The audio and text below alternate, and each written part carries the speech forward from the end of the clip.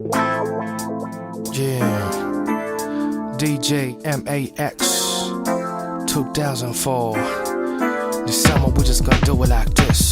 Come on.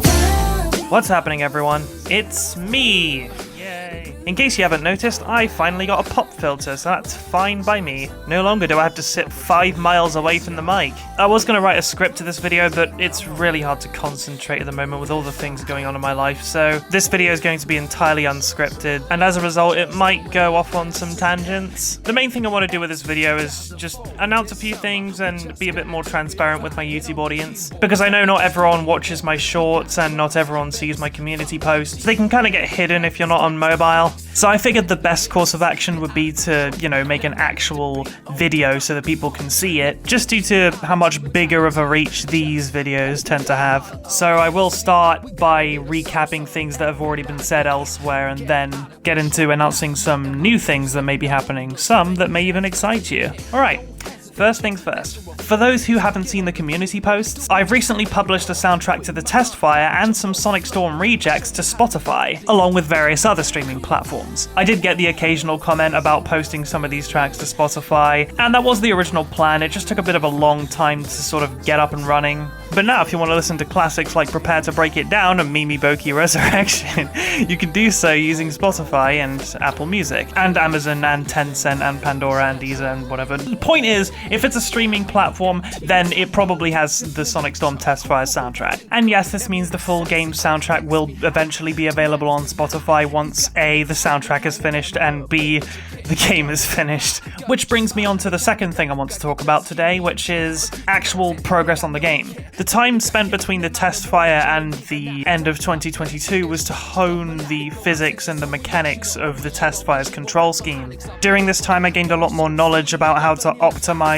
and polish the game, and everything was going decently until I hit some sort of roadblock where I tried to change how the air physics worked, because they were not good in the Testfire, I will say. I mean, the Testfire did have a lot of flaws, but that was just one of them. And the more I started to tweak and change the physics, the more I started to realize this code is kind of beyond saving. So at the start of 2023, I did have to make a very tough decision.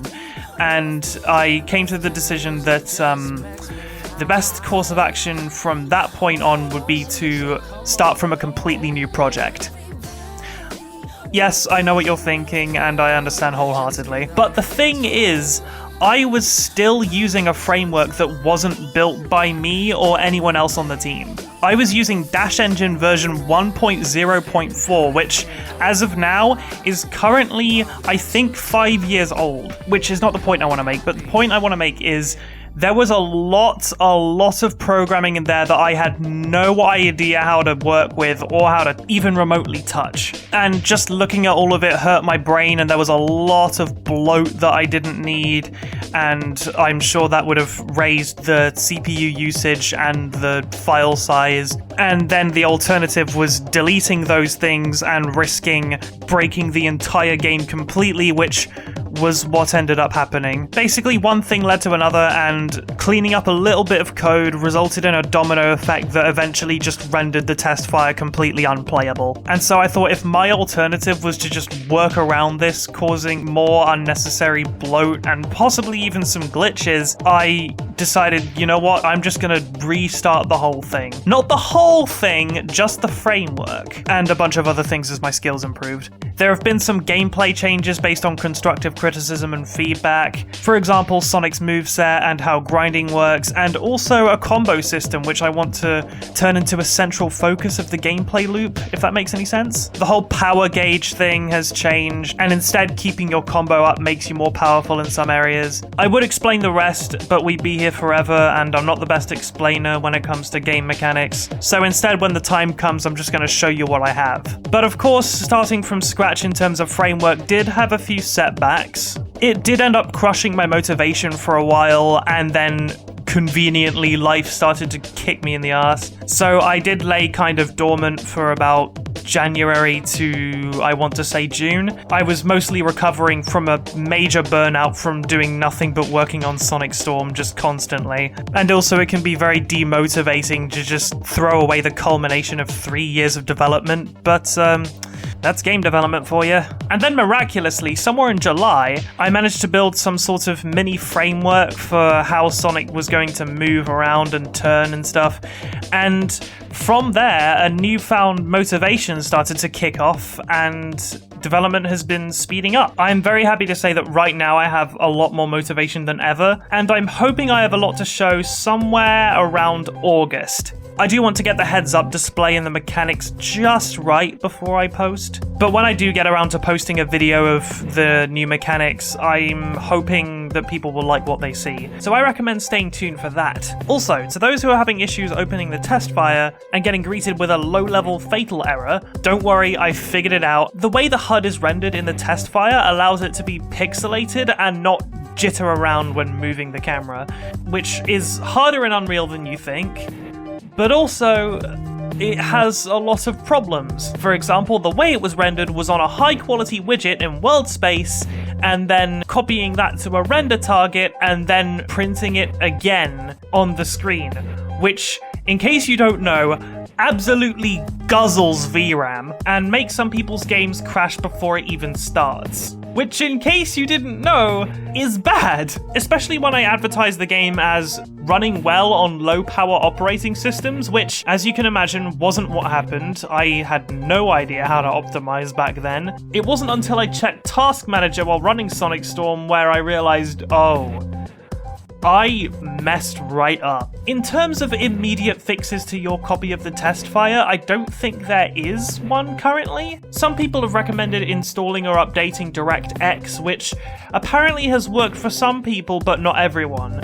The expensive answer is to get better VRAM, and blaming the system for my game running poorly on it is just stupid. It should run fine, Azura, the assets aren't that demanding. So from now on, I will be rendering the heads-up display on an actual Unreal widget, which does solve the issue, but also means I can't pixelate the HUD anymore, which is sad, but I'd rather everyone be able to run my game. That being said, if you do see anyone else asking about the issue, just link them this video with this timestamp and it should clear things up. Now that that's out of the way, I have learned a lot about optimization and how to go a little bit easier on the CPU and the GPU ever since the release of the Testfire, so all of these issues should be completely non-issues when the hyper demo comes out. It should run a lot better. So as of now, there are 2 more announcements I want to make, and one of those is that Sonic Storm will be attending a fan game related event in the coming weeks or months. No, it's not Sage. It's for a series called Sonic Fan Games First,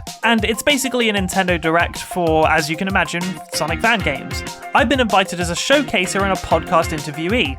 And as we speak, I'm currently preparing a new Sonic Storm comeback trailer that I really hope people are going to like. So if you want more insight on the development of Sonic Storm, or you just want to continue following where the hyper demo is going, as well as checking out some other really cool fan games, I highly recommend attending this premiere when it comes out. I'll put the Sonic Fan Games First trailer in the description, and you can subscribe to Octo and hit the bell if you want to get a notification to the trailer immediately, but I'll still announce it in a community post anyway, just in case people don't catch this video. Now, last thing, then I promise I'll let you go. In a matter of days, Bomb Rush Cyberfunk releases. Are you excited? I'm fucking excited. So what I want to do is gather a bunch of voice actors and musicians that are working on Sonic Storm and stream the game together, either on the day it comes out or the day after it comes out. My main reasoning for this is because I also want to host a sort of fan Q&A to hopefully answer some questions people may have about development, or the character breakdowns I posted recently, or what Shadow's favourite ice cream is. But first and foremost, I just hope to have a good time, because I need something to de-stress, and I'm sure a lot of you do too.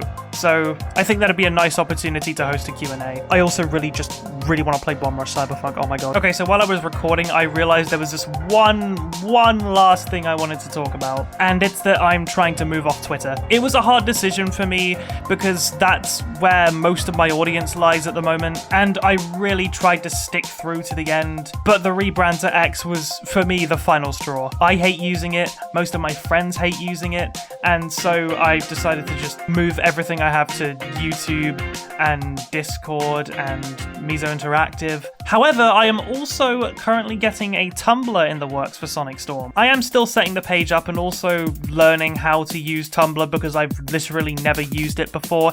It may take some time for me to get used to it, but once I do, you'll be seeing a lot more Sonic Storm updates over there.